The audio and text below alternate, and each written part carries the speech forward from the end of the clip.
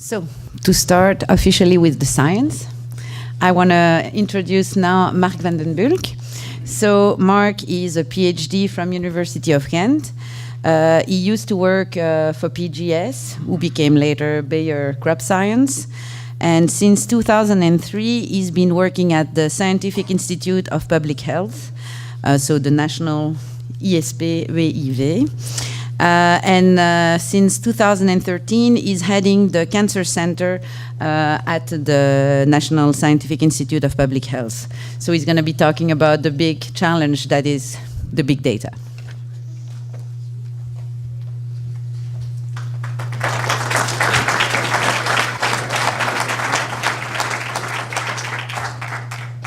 So first of all, I would like to thank the organizers OncoDNA to give us the opportunity from, let's say, the federal government, or more, maybe a bit broader than even the federal government, to give some of the ideas that, the projects, some of the projects that we are running and starting on basically next generation sequencing, but it's going to get broader, it's going to get to whole genome sequencing, and that deals, of course, with data management, big data. And I would, before starting, because I'm representing the Cancer Center, and the question that I always get when I come to meetings now is, where is the cancer plan? Well, this is part of the cancer plan, what we're doing. So the cancer plan, and I don't know. Okay. It's a touch screen. So the cancer plan, as you all know, started in 2008. It was originally scheduled till 2012, and then it was prolonged to 2014.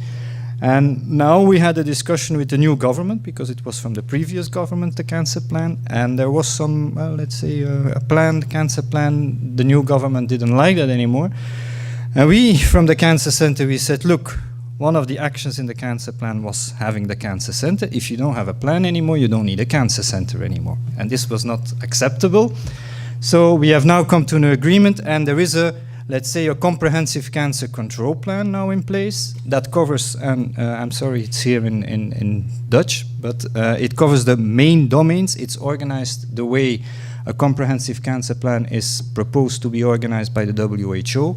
And what we do is that we have splitted up all the actions that have been launched in the cancer plan, and which are more or less all structural, so they will continue. There is a budget, more or less 190 to 200,000 million. That is 200 million that is associated with that plan that continues, and there is new initiatives on that. And some of the new initiatives I will talk to you about, where big data and next generation sequencing is involved in. So I would focus on the one hand on cancer screening, and there's a reason for that, because it's very important from the European level. There's a lot of initiatives going to start at the European level on that. And then the second one is the next generation sequencing in our healthcare system, a project that was launched last year, and that is now up and running. So for the cancer screening, as you're all aware, we have 3 programs running, one on breast, one on colon, and one on cervix cancer.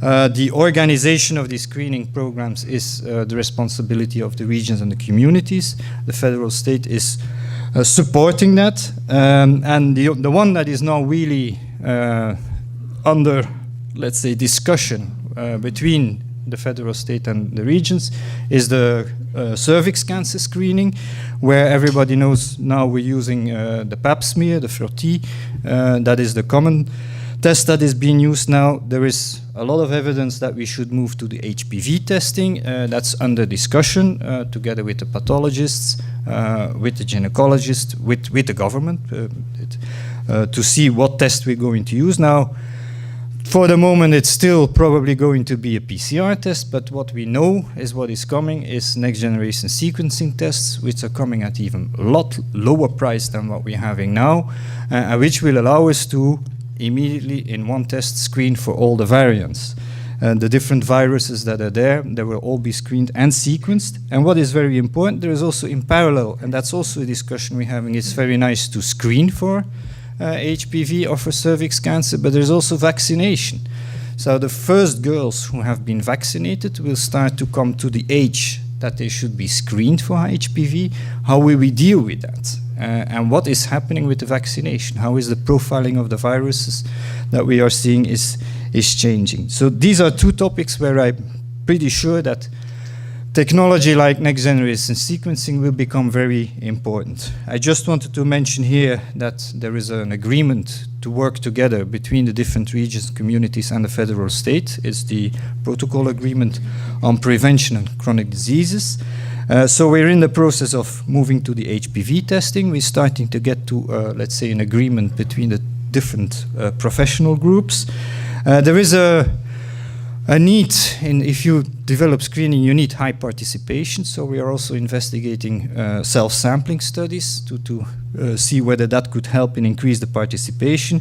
I must say, from the European side, we will probably stick to these screening programs. There's no evidence for launching new screening programs. And what is in the future definitely very important is that we start linking all this information that we obtain from the screening programs with the cancer registers, with test registers, with the pathologist, and this will, with the vaccination, and this will give us a very large data set that will be a data set, big data set, resulting in developing good knowledge on how we going to continue the development of these screening programs. Another aspect, and that is really new, is the genetic screening. This is on the debate at several levels. Now, the Cancer Center has been part of a recent joint action, the Joint Action on Cancer Control. There was one work package where the member states wanted to have discussions on things that were not covered by the regular joint action. And one of the domains that they wanted to discuss is the public health genomics in cancer. And we, the Cancer Center, took the lead on that. And in that policy paper, because the endpoint, we didn't in the beginning really know where we were going to, but in the end we said we're going to at least summarize what we discuss and propose into some kind of a policy paper. I made a remark that from a Belgian governmental level, if you say policy paper, that's a little bit strong. But then on the other hand, the Italians say, yeah, but the policy paper for us is just a paper, so we had to come to an agreement. So it's some kind of a proposition of topics that could be interesting to develop further.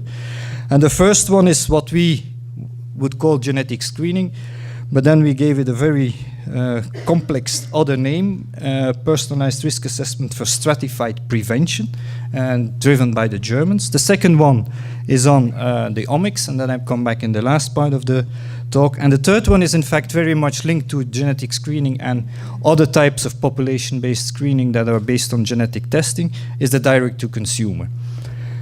The genetic screening is being taken up by the Commission to be developed further in the next joint action. So there will be a lot of, and you're all invited to join in these discussions.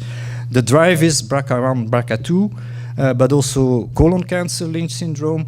And we wanted to get to a better understanding how the different member states feel about that. And the first thing that we, in fact, had with all the three topics, and that is also been taken up now by our government, is that we need to launch a societal debate on what are we going to do with all this genomics information in healthcare. How do people feel about that? Because you always get the question, where will this data be stored? Who will have access to this data? What is the communication that you're going to give to the people when you start seeing, especially with whole genome sequences, you start to see everything? Do people have to have access and information on all what you see? So these kind of discussions we really need to discuss. And that's a common feeling by all the members, well, all the member states, I should say, well, the 15 member states that were in the joint action, that this is a topic that we should take up. So this is what we're going to launch soon in Belgium also. The rest of the, there is of course a need for literacy. Very few people really understand what this is about. Not only citizens, but also professionals are sometimes lacking knowledge on this debate. And then the other thing is that we would like to aim for a common legal framework on all these topics, at least in the European side. And this is especially important for the direct-to-consumer testing, where people can buy tests on the internet, and in fact get results from these companies without really a good explanation on what it's about. And people get these papers, get also sorts of frequencies, get probabilities. And what do you do with that when then they go to clinicians who do not know what the test is about? So this situation we have to really be managing, because otherwise we're going to end up into a real mess. And it's getting more and more important. I should say that in relation to this genetic testing, we recently, the Superior Council of Health of Belgium released an advice on the carrier screening. This is not the deal with cancer, but with rare diseases. And there also, one of the things we needed to do is to launch a debate on a discussion on what can be on these panels. Do people want these kind of panels? And how will we handle all these panels? So this is the first part that I wanted to talk on the screening, and then the second part is on the next generation sequencing use in the healthcare system. The Cancer Center, together with the KCE, we did, on the demand of the pathologists in the period 2014-2015, a feasibility study on whether NGS could be useful in oncology and hemato-oncology. I have to always specify the two. And it was mainly on the demand of the pathologists, because they wanted to start using that in the routine diagnostics, and they could not get the full reimbursement from the nomenclature from Risevinami. So they wanted us to have a look at that. The reason of that is that, okay, generation sequences allows you to run parallel a lot of tests that now have to be done sequentially, which means that you get a lot more information, more accurate information, because it's at a sequence level in one time. In theory, it should go faster also. On the other hand, it's quite more complex. It demands investments, and in the beginning, some people thought that this would substitute for everything, but this is definitely not the case.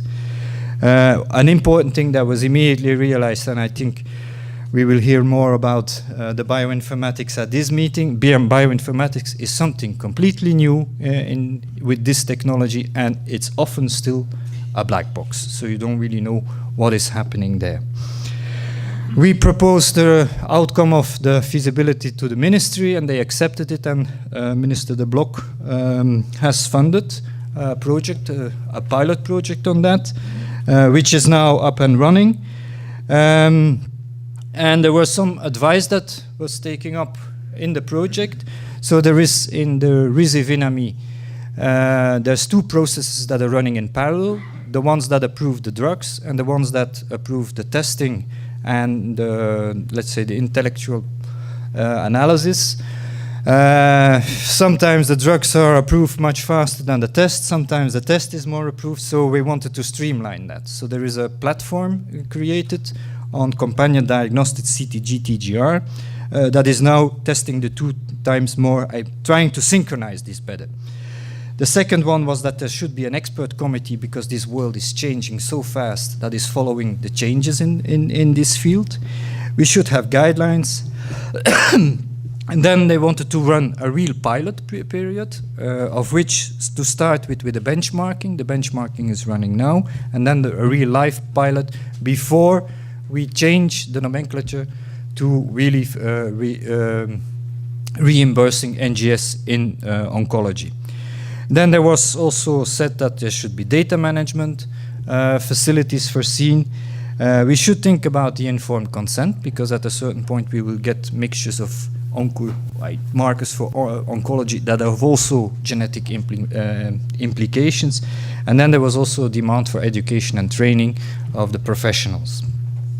So the committee it's called the platform CTZ-TGR has been installed, and it's running from December. So it's now 1 year that it's active at the INAMI, and we will produce now the first outcomes. There is a new article in the nomenclature that will be developed, Article 33 ter, who will deal specifically with the reimbursement of all tests that deal directly with targeted therapies in oncology.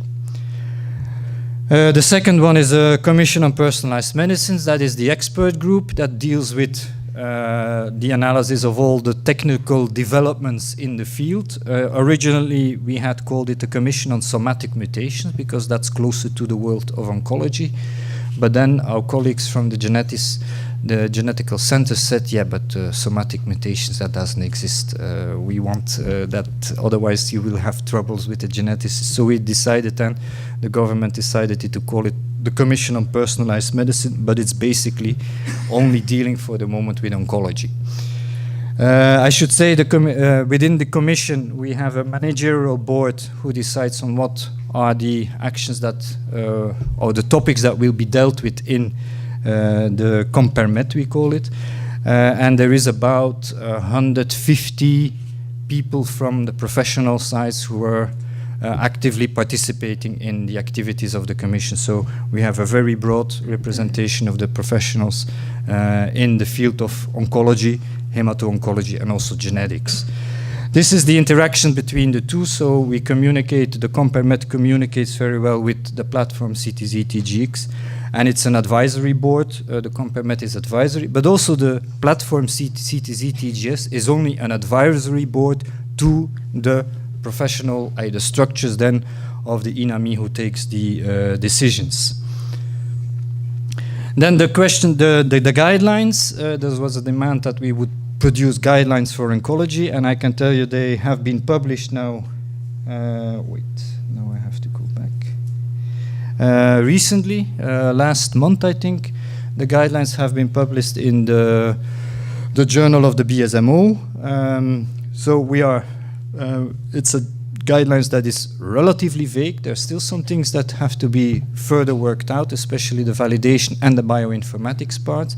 But we're very happy that the whole professional field agreed at least on a number of common principles that we will apply in this field. This will be taken up by BELAC, who is the accreditation body. They will take it as a reference in their accreditation.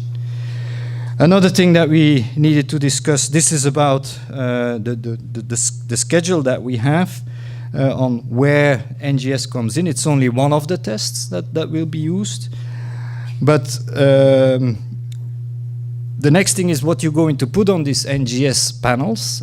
So we had to define, we wanted to start out from clinical utility, and the utility defined by diagnosis, therapeutic of prognosis, and we had to come to some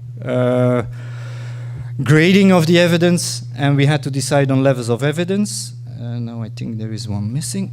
So we have a scheme. I'm not going to go into detail here, but it's a scheme that you very often see. I was a month ago in FDA in the US. We presented this scheme, and this is about the same as they at FDA are thinking also. So it's especially, if you look at these levels, and you will be able to look at it more in detail, it's from the level 2B and 3. There, this distinctions 2A, 2B, it's where the people do not really 100% agree what should be on the 2B and what can be in 2A. But in the rest, everybody is more or less using the same levels of evidence separation in their schemes. Now, we made a study.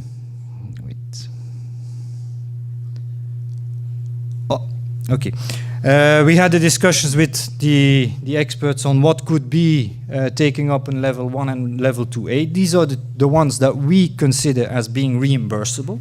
So that would be the package that can be reimbursed. It's still a little bit here and there on the discussion. There is some discussion on BRCA1, BRCA2, where we have to see who does the testing and how this will be reimbursed, but this is more or less where we are. There's some 20 genes that really have a level 1 and 2A in oncology, and again, if you look at the different commercial panels, for example, these are always the genes that people are really putting on. The rest is things that people are saying this is more research, and this is a big discussion because the sickness insurance is not supposed to reimburse research. So we would reimburse part of it, and then you can put on different things like you want, but this would be the part that is being reimbursed. Now, when it comes to reimbursement, they told us if you want to introduce next generation sequencing within the nomenclature, it's very fine, but it must be budget neutral. So it means we need to look a little bit where it fits in. So and in the end, we came up with the conclusion that we need to have the algorithms of what kind of tests are being used all along the evaluation of what is the molecular structure of your tumor. So we started together with the pathologists and the oncologists to make all the algorithms. We have them almost all ready for the solid tumors. It's very well advanced for the hematological tumors. And these are, of course, let's say, this is open to changes, because it will be always, we see some things that are different, but at least this is something that people have more or less been agreed with. This will also be published, so this is not the final one, but this will also be published and we will modify them regularly based on the experience that we have. This is, for example, where we are with the myeloid gene list. It's not that advanced yet as the solid tumors, but it will come also. We started a little bit later with the hematological tumors than with the solid tumors.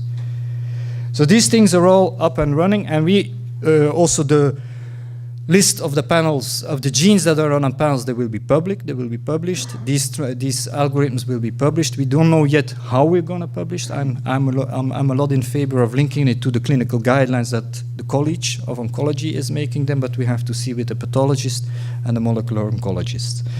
Then the benchmarking trial. The idea is that we will this year open the call for labs, pathology labs that are agrégués, they have a license here in Belgium to do medical testing, to join this initiative by conventions with the RISIF.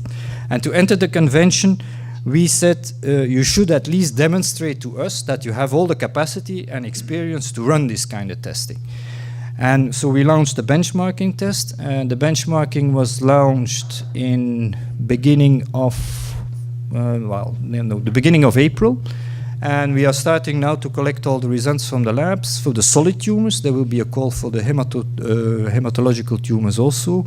There's some 17 labs who wanted to participate, and we've decided to start with DNA, with pure DNA. Not with the slides or with human material, because pure DNA is probably allow us to have some homogeneous starting material. And we asked the people to analyze them like they normally routinely analyze them and report to us. This will also be discussed with the labs and then published and presented probably at we will organize in November another meeting from the project on the progress in the next generation sequencing pilot project in Brussels.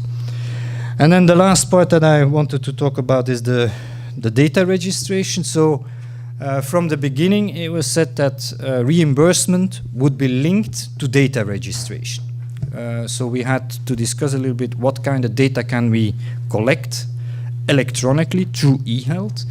And we decided that it would be only the VCF files, so a very limited amount, not the raw data, because that's not important, but the VCF files. And it would go through the eHealth system and collected by a new, let's say, entity that is being created, Health Data, who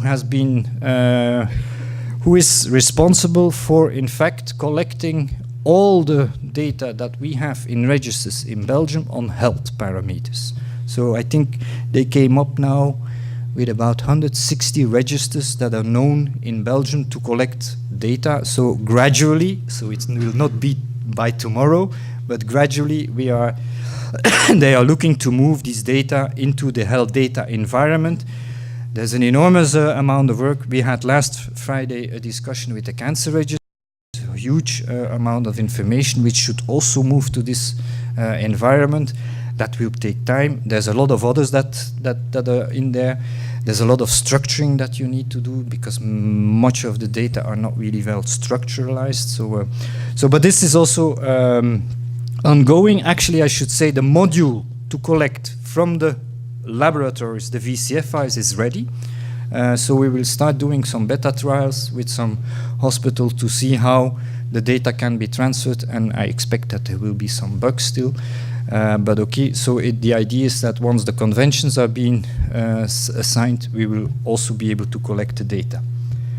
And then, and that's where I wanted to end with this, because I think that opens something to OncoDNA.